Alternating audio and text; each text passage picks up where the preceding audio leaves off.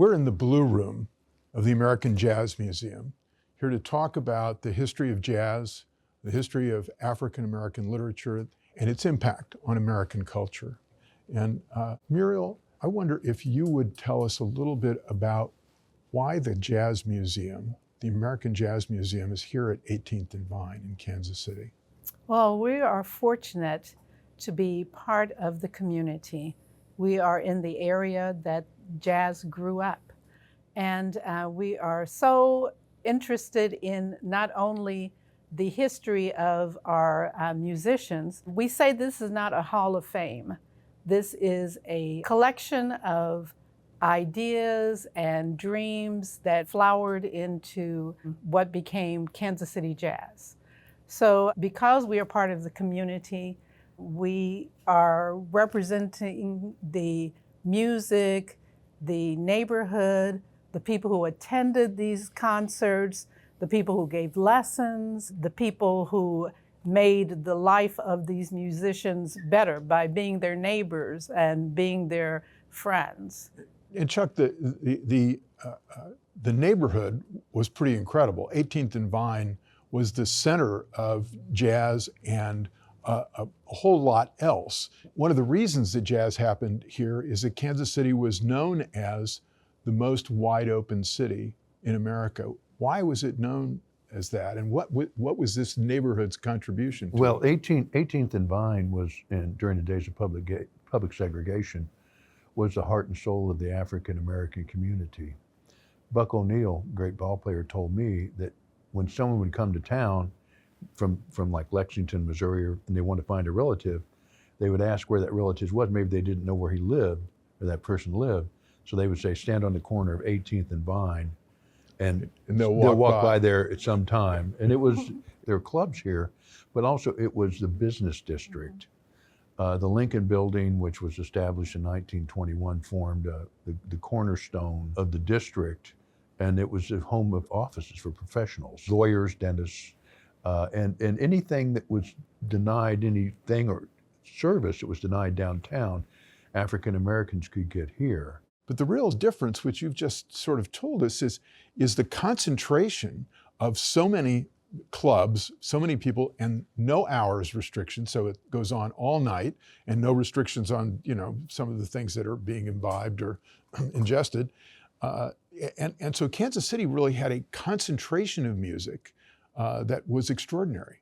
Yes, and it evolved very quickly from ragtime to bebop. In 1920, James Scott composed Don't Jazz Me Rag on music.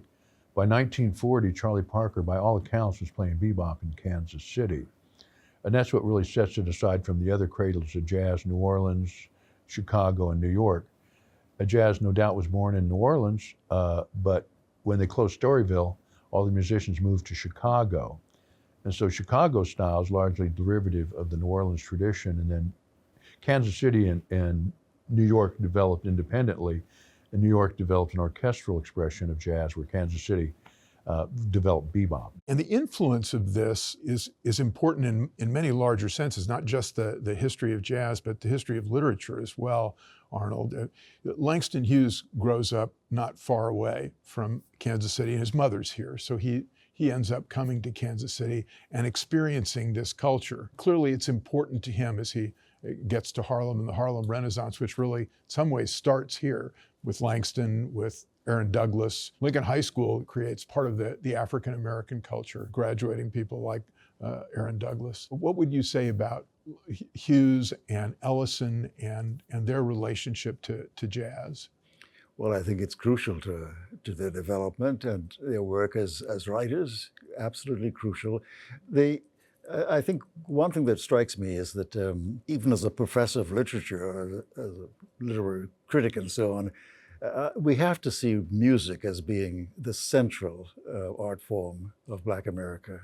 Hughes saw it that way.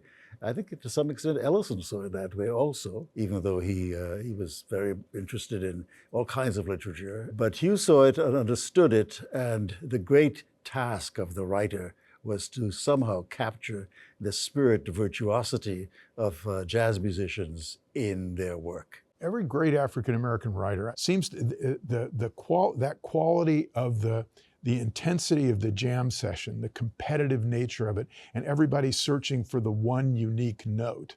I think that's a phrase from Toni Morrison.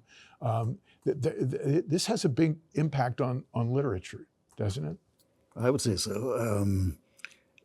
I think the writers realized, as others did at some point, that this was what they had to, the music was what they had to aspire to, what would inspire them, but also would challenge them. And they would feel outdone by the musicians if they had any sense of fairness or perspective on culture. And so that became the great stimulus, I say, for the literary tradition. Whether we're talking about Langston Hughes, or we're talking about Toni Morrison or Ralph Ellison, music was what was central to the enterprise of the writer.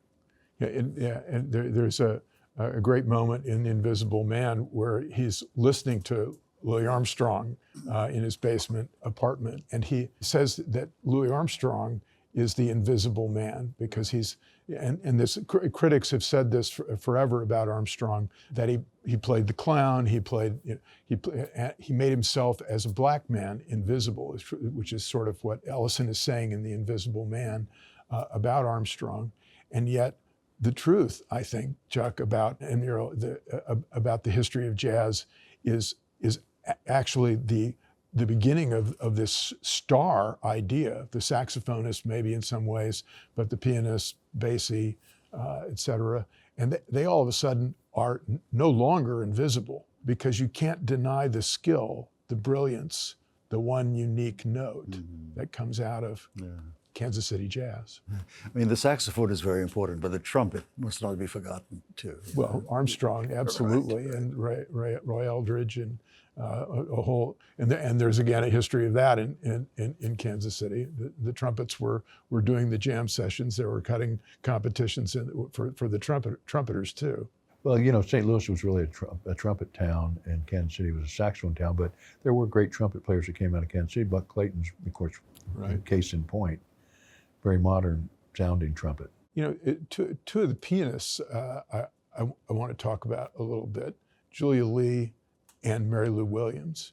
I think they're two of the forgotten people of Kansas City jazz and American jazz. One of the things that sets Kansas City tradition aside is the number of women that participated as instrumentalists. Beginning with Julia Lee, who began her career in the very early 1920s. She was a very fine concert pianist too, but she didn't enjoy the national success, even though she had hit records, because she didn't like to travel.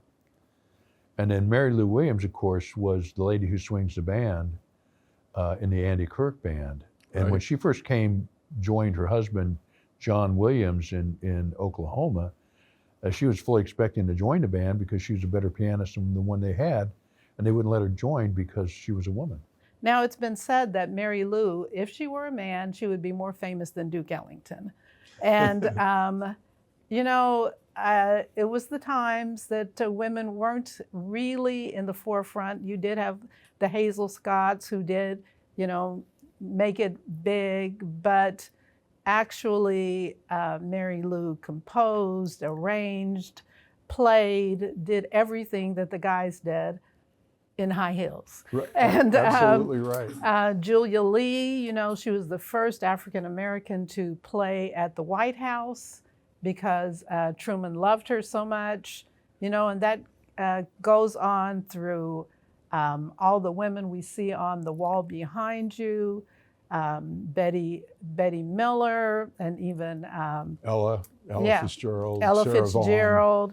And, you know, there's a famous story by Marilyn May where she and Ella were such good friends and, you know, talking backstage all the time. They would go to each other's concerts. So you have that Kansas City connection there with Ella and Marilyn May.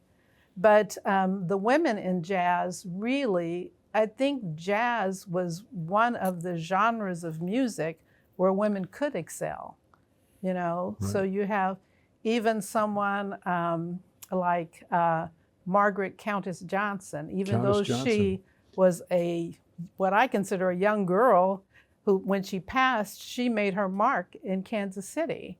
You know, so the women in jazz, the sweethearts of rhythm, you know, their contribution to music was so important. Ultimately, the Kansas City style of jazz, you talked about before a little bit, Chuck, but can you define it specifically, or does it have to be about the bands and about the individual players? Is there a style that transcends the individual? Well, basically, would say you could tap your feet to it, but Kansas City, they moved the beat, moved from a 2/4 beat to a 4/4 beat, 4/4, yeah. with an emphasis on the second and fourth beat, and that was the big change in Kansas City, and it was music for dancers. You know, all these great bands they played at Fairyland Park, Wynwood Beach for dancers. That's what really set the style, and also it was an orchestral expression of the blues. Also, there's a counterpoint between a call and response between the soloists and the sections, the brass and the reed sections, and it was a call and response that comes out of the church in the fields, where the sections would set a riff, and it would be da da da da da da da da da, and then that would be the foundation for the soloist to take flight. At the end of the day, the jazz was a huge success in America. One of the most successful art forms that's purely American, and not totally dominated, but significantly inspired out of African American culture. And so, is there a triumph in that, Arnold? Is jazz one of the things that we can bless for having made us a better country? Well, I think so, absolutely. I mean, also internationally renowned. It changed the image of America around the world. I mean, the music became so important to all kinds of people, kids in Liverpool and, you know, in Paris and in Africa. Yeah, you would have to say that some would say it's almost the crowning achievement of American culture, this rise of first, you know, general jazz, if you want to call it that, and then and blues at the same time, and eventually, of course, you get to rock and roll and so on. Yes, I mean, I would consider that the almost the central achievement of American culture in the 20th century. Between 20 and 40, this was the conservatory for jazz. This was where the seeds were planted, where the people learned their lessons, where, you know, it just grew. Of course, then they have to go off and practice their art form. And they went around the world, and we have people coming and making pilgrimage to 18th and Vine. I had a group of ladies from Morocco come to the Blue Room, and they were so excited to be here. We have a connection with Global Ties, and they bring people from all over the world to Kansas City. But their first stop is here on 18th and Vine, because they know that. They don't know anything else about the United States or just what they read on the newspapers, but they know about 18th and Vine. One of the things that really also set Kansas City apart is there was a really strong music education program in the grade schools and also the high schools. And it was started by Major N. Clark Smith, who was the bandmaster at Lincoln. And Charlie Parker was really the beneficiary of that, too. Right. I mean, he played in the marching band at Lincoln, and he played also in the orchestra at Lincoln, too. And then after school, there's a long tradition of the tradition being passed on from older musicians to younger musicians. We saw that with Ahmed Al-Addin. Mm-hmm. He continued that tradition. Yes. Charlie Parker learned from Buster Smith. And so they passed the tradition on to the next generation. And that's still happening here in the Blue Room. If you come here on a Monday night for the, quote, Blue Monday session, Right. you'll see a lot of young cats with their horns waiting to get up on Yes. stage.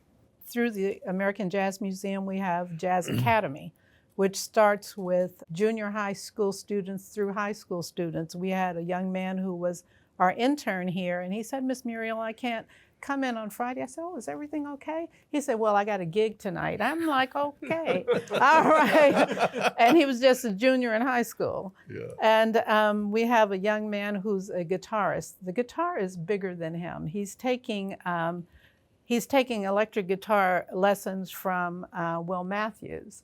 And when I heard him play, I was like, oh, Jimi Hendrix is reborn. Mm-hmm. But we have these students who are so eager to come to our Jazz Academy to learn from professional musicians who want to sing with Lisa Henry, who want to practice under Stan Kessler, who want to play the piano with Charles Williams, they are really phenomenal. I think, just speaking about the American Jazz Museum, they tell the story of Kansas City jazz and they pass it on to the next generation. And looking around today in Kansas City, you can see that all these young players coming up, studying at the conservatory, working at the American Jazz Museum here, and the future is bright for jazz in Kansas City. The tradition jams on.